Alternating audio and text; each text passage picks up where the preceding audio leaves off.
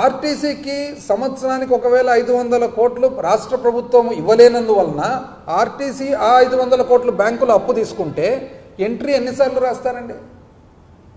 ఒకసారి రాస్తామా, 2 సార్లు రాస్తామా? ఒక్క ఎంట్రీ వస్తుంది. రాష్ట్ర ప్రభుత్వం ఆర్టీసీకి కడితేనేమో బ్యాంకుకు తిరిగి కట్టేస్తారు. మీరేం చేస్తున్నారు? ఈ 36,000 కోట్లు 2 ఎంట్రీలు డబుల్ ఎంట్రీ చేస్తున్నారు. ఎట్లా చేస్తారు డబుల్ ఎంట్రీ? మీరు సివిల్ సప్లైస్కు, విద్యుత్ సంస్థకు మీరు డబ్బులు కట్టవలసిన అవసరం ఉంది కాబట్టి, మీరు కట్టలేదు కాబట్టి వాళ్ళను పోయి అప్పు తీసుకోమన్నారు. అప్పుడు అప్పు ఒకటే అవుతుంది. మీరేమంటున్నారు? బ్యాంకు అప్పు రాస్తున్నారు, మీరు ఇవ్వవలసినది వేస్తున్నారు. ఎట్లా అవుతుందండి అది? ఎవరు తీయాలండి గుంజీలు? ఇప్పుడు ఏంది గుంజీల పంచాయతీ? నాకు అర్థం కాలే. నెక్స్ట్ మీరేమంటున్నారు? గవర్నమెంట్ గ్యారంటీస్ వాల్యూమ్ 5,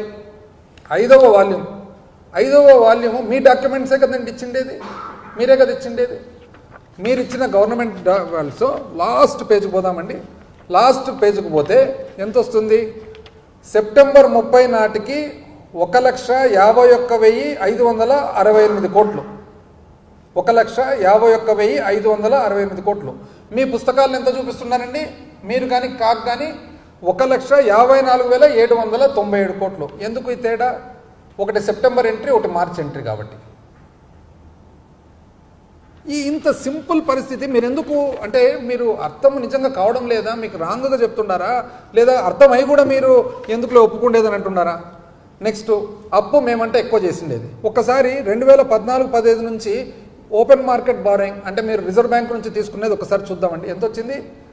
2014-15 మీరు 8.49 అంటే 8.5% మాదిరిగా రౌండ్ ఆఫ్ చేసి చెప్తాను. 8.5% వడ్డీ ప్రకారంగా తీసినారు. 2015-16 మీరు 8.3% వడ్డీగా తీసుకున్నారు. 2016-17 7.5%గా తీసుకున్నారు. 2017-18 7.5%గా తీసుకున్నారు. 18-19 8.5%గా తీసుకున్నారు. దాని తర్వాత మేము కదండి వచ్చిండేది. మేము వచ్చిన తర్వాత 7.5, 8, 7.2, 6.5, 7, 7.8. ఎవరండి తక్కువ రేటుకి తీసుకునేది? అంటే ఓపెన్ మార్కెట్ బారోయింగ్స్లో కూడా మీరు ఎక్కువ శాతం తీసుకున్నారంటే అర్జెంటుగా తీసినందుకే కదా వడ్డీ ఎక్కువ వచ్చినది. మళ్ళీ మాకు చెప్తారు రాజకీయంగా మన ఆర్థికంగా మాకు చిత్తశుద్ధి లేదంట. Pending payments మీరేమంటున్నారండి? 1,13,244 కోట్లు. ఎక్కడ చూపించండి? మేము చూపించినాం. మేము 2019లో బడ్జెట్ పెట్టినప్పుడు చూపించినాం. ఎట్లా చూపించినామండి? Consumer affairs, food and civil supplies 5,786 కోట్లు, ట్రాన్స్పోర్ట్ డిపార్ట్మెంట్ 180 కోట్లు, ఉమెన్ అండ్ చైల్డ్ వెల్ఫేర్ మహిళా శిశు సంక్షేమ శాఖ 264 కోట్లు, అగ్రికల్చర్ వ్యవసాయ శాఖ 2,378 కోట్లు, హార్టికల్చర్ డిపార్ట్మెంట్ 1,088 కోట్లు, all welfare departments RTF, MTF 2,840. ఇట్లా చూసి 42,183 కోట్లు సుమారుగా ఉన్నాయని చెప్పి మేము చెప్పినాం. మీరు 1,13,000 కోట్లు అని అంటున్నారు. ఎక్కడ? ఊరికే ఫిగర్ చెప్తే ఎట్లా? ఇవన్నీ కలిపి అంటే మీరు పబ్లిక్ అకౌంట్ 80,000 కోట్లు డబుల్ ఎంట్రీ కలిపినారు. మీరు 36,000 కోట్ల సివిల్ సప్లైస్, 34,000 చిల్లర కోట్లు మీరు పవర్ డ్యూస్ డబుల్ ఎంట్రీ కలిపినారు.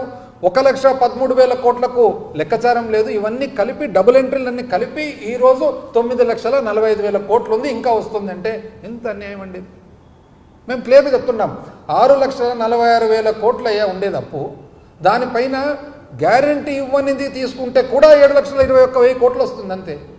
ఎక్కడ 9, ఎక్కడ 10, ఎక్కడ 11, ఎక్కడ 12? ఏంటివి ఇవన్నీ పూర్తి అంత అన్యాయంగా? ఇది అర్థం కాక కూడా కాదు, వెరీ సింపుల్గా అర్థమవుతుంది. అర్థం చేసుకోవాలనుకుంటే వెరీ సింపుల్గా అర్థమవుతుంది. నేను మొన్ననే డోన్కు పోయినాను, మా నియోజకవర్గానికి. నేను కాక మొన్న వస్తూ ఉంటే హైదరాబాద్కు డోన్ నుంచి కర్నూలుకు దాదాపు ఒక అర్ధగంట పడుతుంది జర్నీ. మా సమీప బంధువు ఉన్నాడనమాట, అంటే నా కొడుకు వరుస అవుతాడు. నేను వేరే వాళ్ళు అడిగి ఏంది సబ్జెక్ట్ అసెంబ్లీలో జరిగిందంటే నేను వాళ్ళకి చెప్తూ ఉంటే బుక్ చూసి చెప్పి ఇదంతా డబుల్ ఎంట్రీలు అంటుంటే కర్నూలు చేరేటప్పటికి అర్ధగంట లోపల ఆ పిల్లోడు ఏమన్నాడు తెలుసునండి? చిన్న ఇది ఎట్లుంది తెలుసునా అన్నాడు. ఎట్లా అంటే ఒక భర్త భార్యకు ఇంటి ఖర్చులకు 25,000 ఇచ్చి కొడుకుకు పాకెట్ మనీ కింద దాంట్లో 5,000 ఇవ్వమని చెప్పి తీరా ఇంటికి పోయినాక నీకు 30 కదా ఇచ్చినది అంటే భార్య ఉండి 30 కాదండి 25 అంటే 25 నీకు 5 కొడుకు కదా ఇచ్చినది అని. అంటే ఒక పిల్లోనికి అర్ధగంట జర్నీ కారులో కూర్చొని నేను మాట్లాడిన అకౌంట్స్ అన్ని కలిపి అంత శుభ్రంగా అర్ధగంటలో అర్థం చేసుకుంటే మీకు అర్థం కాదండి? ఇది ఎవరికి అర్థం కాదా? మీకు అర్థం కాదు. మాజీ ఆర్థిక శాఖ మంత్రికి అర్థం కాదు, 5 ఏళ్ళు చేసినాడు. ప్రజెంట్ ఆర్థిక శాఖ మంత్రికి అర్థం కాదు. ఎంత అన్యాయంగా అండి ఇది. ఇది కాక నెక్స్ట్ ఏమంటారండి, కాక్కు కూడా లెక్కలు ఇవ్వలేదంట. కాక్కు ఇవ్వలేదండి లెక్కలు. కాక్కు లెక్కలు ఇవ్వకుంటే ఈ కాగ్ రిపోర్ట్లు ఎట్లా వచ్చినాయండి ఇవి? కాగ్ రిపోర్ట్లు మీరు ఎట్లా టేబుల్ చేసినారు? మేము లెక్కలు ఇవ్వకుంటే మీరు ఎట్లా టేబుల్ చేస్తారు? అంటే కాక్కు లెక్కలు ఇవ్వాలన్నా? తీసుకుంటారు వాళ్ళు. మనం వాళ్ళే ఆడిట్ చేసేది, వాళ్ళే అకౌంట్ చేసేది వాళ్ళే. వాళ్ళకి మనం ఇచ్చేది ఏముంటుంది, వాళ్ళ చేతుల్లో ఉంటుంది. మనకేమైనా డౌట్లు ఉంటే వాళ్ళని అడిగిపించుకుంటాం.